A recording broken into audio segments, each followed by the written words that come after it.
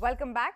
Tata Salt, a leader in India's branded salt segment, has launched a campaign revitalizing its iconic jingle, Namak Ho Tata Ka Tata Namak. This tune, which was very popular in 1980s in its 2.0 version, promises its consumers an element of surprise and delight. It also introduces a refreshed perspective on its enduring presence in households across India.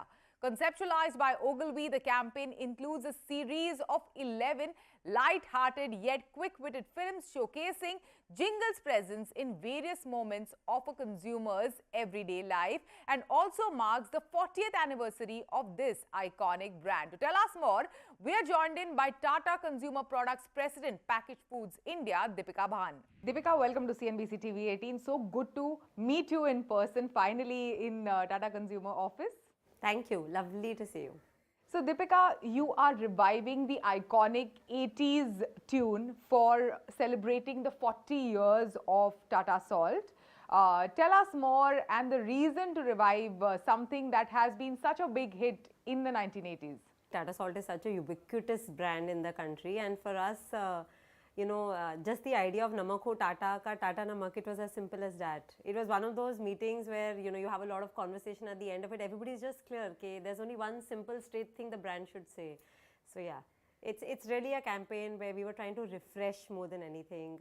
If you see the campaign, you'll see that the tone of it is slightly different. So yeah, I think we just want to try something new on the brand. And what are some of the challenges in doing so for the audience or the consumers of today? Like, because we who have lived through some part of the 80s know of it, but the consumer, the Gen Zs would not be aware of like what this tune was all about. Yeah, so when we started the campaign, for us it was less about saying we have to revive, because our big thing, if you see the tone of the campaign, it's different from what Tata Salt has done before. It's a bit lighter. We definitely wanted to refresh a bit and connect with the slightly younger audiences. Some of them may not actually know the original tune. So I think the most important ingredient in the whole thing was courage. It's logic is after, because if you see the campaigns we have done before this, they're a bit more typical, they are usual, they are logical, and from there to take a leap to say, especially as an FMCG marketer, that you're not doing a lot of logical stuff about why this product. The campaign is literally ke Namak Ho Tata Ka Tata Namak. Tata Namak, Namak Ho Tata Ka.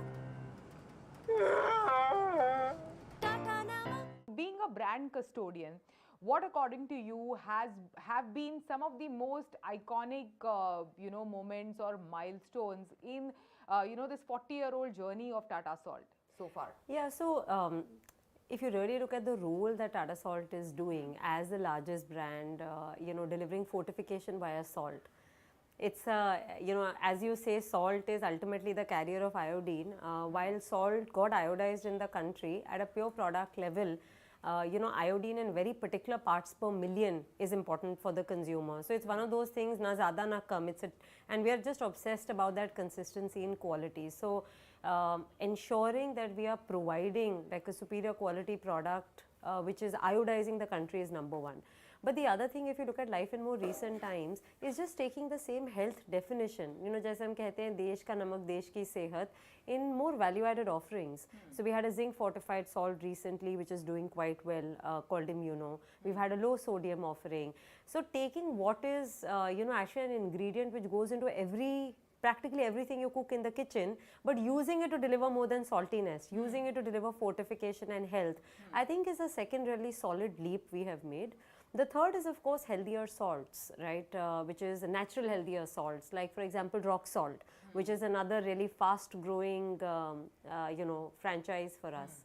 Yeah, so those would be some of the big ones. So, because you mentioned value addition, to the offerings and value-added products like some of the multiple variants that you mentioned, including rock salt, including the low sodium variant, I wanted to ask you, how do you go about when you are coming up with all of these value-added offerings? What are some of the things that you consider? How do you go about, prior to launching these value-added offerings in the market? Yeah, so I think that It's for Tata Salt in particular, definitely a strong guiding principle for us is fortification of the nation, because that is, it's the original, I suppose, the culture, the philosophy, the right, the duty, the responsibility, whatever. And so we did that with iodine. So the other one that we're very excited about, for example, is iron. So if you had to put method to it, then first it's about looking at top deficiency / top need, right? So when you're using a lower sodium salt, that actually, if you look at super light, or we have a 30% lower sodium, there is actually lower amount of sodium in the salt. So looking at the top real needs, which is different from consumer felt needs, right? Is I think a top thing. The second is, of course, trying to then validate some of these mixes with consumers to see what's the most persuasive way in which you can get consumers to move to these categories. Yeah, yeah. At the same time, then how do you ensure that these offerings don't cannibalize each other? Because that is crucial. See, when you're a large brand, either you'll have to disrupt or you'll get disrupted. So our filter can't always be cannibalizing. We understand that some of these will cannibalize. As long as we can do that at higher margin, that's fine, right? Because we do, I don't know how many other categories in India are at a place right now where there is literally the category is defined by a single product. Like, क्या वैसा है, तेल वैसा है, biscuit वैसे हैं, दूध वैसा है. It doesn't work like that. So to say that all of salt has to be one kind of salt, in any case, the category does need to sort of deliver better to consumer needs. So there is a spectrum waiting to be created anyway. And if you're the leader brand, then it is sort of your right and also your opportunity to create those segments. And what are some of the key consumer sentiments today that are shaping some of your strategies?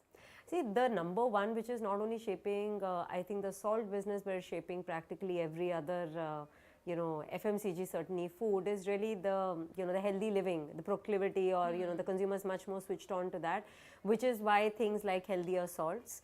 But, while that part is more spoken of, the other one that we are going to do a bit more of is just opening up the consumer experience, just the pure experience of consuming a salt. The other thing which is interesting for us is, salt as a segment is, like we said, from a product standpoint, is, let's say, at the saltiness level. Then we spoke about the healthier saltiness level. But what about flavor? So, for example, there are things like black salt. We've just recently launched a black salt as well. That's right. Because if you start to look at salt and its ability to add to food flavor, and of course in the international markets you see much more interesting stuff like garlic salt, etc., etc. So I think flavor is another continuum that we will play with. So you premiumize really by ensuring that we can create a greater amount of needs, right, or demand spaces that we can play with. Thank you so much. Thanks for joining us today. Pleasure. Thank you. With that, it's a wrap on Storyboard this week. You can catch all of our content on Facebook, X and YouTube. Thanks for watching. We will be back same time next week. See you soon, and here is wishing you all a happy Easter.